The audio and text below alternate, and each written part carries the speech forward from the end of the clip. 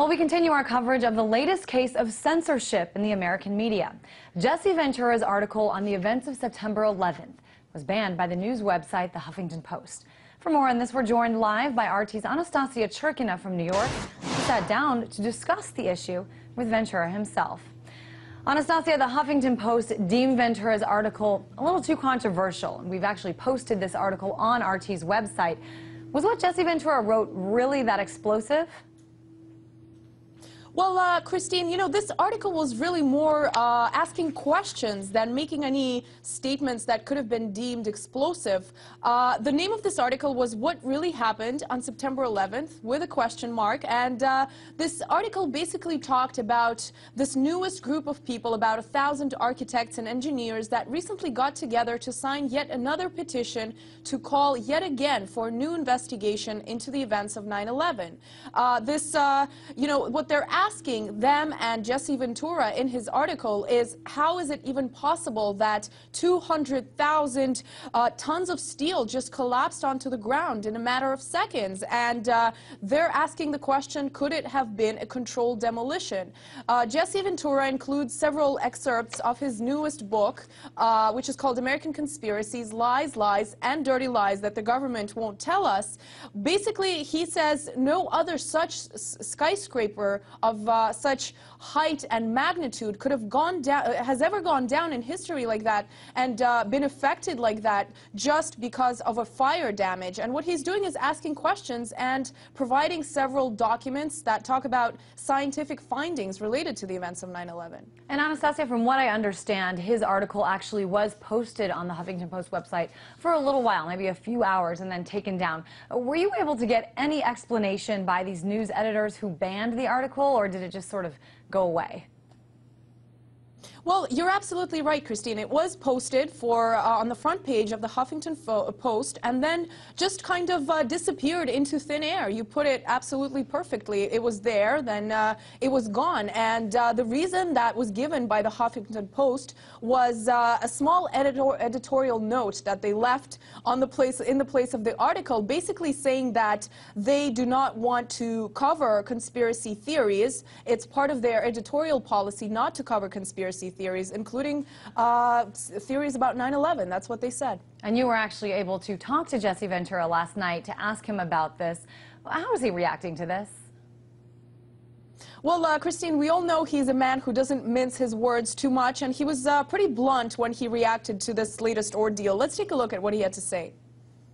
Your article on September 11th appeared on the front page of the news website, the Huffington Post, only to promptly be removed. What do you think that was? Why did that happen? Fear, censorship? Yeah. I can't believe the Huffington Post today will practice censorship. They asked me to be a contributing editor, and they said, write about anything you want. So it was the second time I did something, and they removed it. Well, I got news for them. I won't ever write for him again, and I know Ms. Huffington's always asking me, oh, you got to write for my paper, you got to write for it. Well, I got news for her. She just got her last article. I won't do a thing with the Huffington Post because I don't like it when people censor what I have to say. Well, there you have it. Jesse Ventura was pretty shocked, and he told us that nothing like this has ever happened to him before, Christine. You know, it looks like almost 10 years after September 11th, just questioning the official version of the story of what happened has its limits. What do you think about this? Well, you know, basically what we've been seeing is that throughout these last years, more and more people have really been getting involved in the movement. We've seen more public figures get involved and ask questions about what happened on that day of September 11th. All of these people questioning they always insist that they're not making any conclusions. All they want to know is answers to the questions that they have. And we've been really seeing, you know, the mainstream media, for example, really trying to avoid these issues. We've seen anchors and presenters really starting to fidget when they have guests coming on who want to talk about 9/11. And we also got a comment from Jesse Ventura about the mainstream media when it comes to 9/11. Let's take a listen. Accused of scandalizing the events of 9/11. Can you sum up your position for us, and what do you say to those people who don't agree with what you say? Scandalize it? all I do is ask questions. In this country, has it gotten, and that's what bugs me about 9/11. 9/11's an event you're not allowed to ask a question about. Why do you think this topic is off limit? Because clearly they don't want any questions on it. You know, right away, if you question what they told you about 9/11, they throw onto you you're unpatriotic. Well, I don't fear that. Well, Christine, and of course Jesse Ventura is far from the only person out there in the United States who has these questions and feel like every time they're asked, they get attacked. That's what people have been telling us a lot, is that they get a very negative response, even if they want to slightly question the official version of what happened. And Anastasia, I'm just kind of putting all the pieces together. I mean, we saw this documentary, Loose Change, from a ways back that came out that really questioned and perhaps even insinuated that it may have been an inside job, September 11th. And then we have, you know, some momentum gaining in this movement, like Ventura says, just to ask questions. Let's do another investigation. We have the conference that RT covered, I think it was last week, where you have more than 1,100 architects and engineers questioning this. Do you think that Jesse Ventura kind of getting on board with this movement is going to change things? Do you think he's going to gain some followers?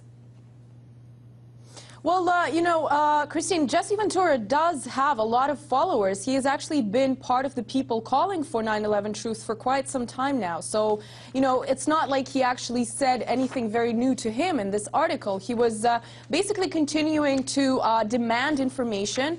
And like you said, even though this movement has existed for 10 years, it's kind of hard to tell whether or not a new investigation will be launched. Many people don't think this is going to be happening anytime soon. Even with such public figures like Jesse Ventura and others calling for it, they're saying the current government is way too cautious to even consider launching a new investigation into September 11th. All right, Anastasia Churkina joining us from our New York studio.